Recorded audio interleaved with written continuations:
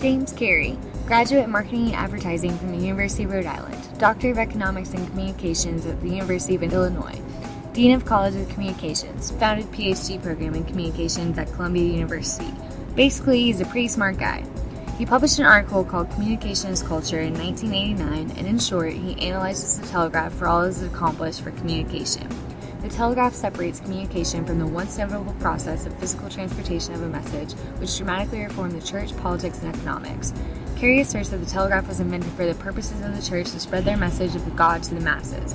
He distinguishes two views of communications that stem from these religious roots: the transmission model and the ritual model.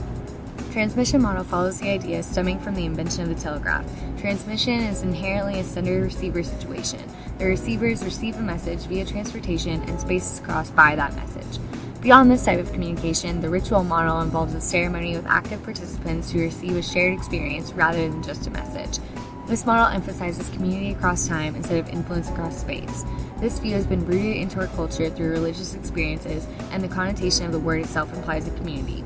With this separation comes the reconfiguration of time and space, the mass production of a message, the ability to globalize communication, and the facilitation of the growth of capitalism.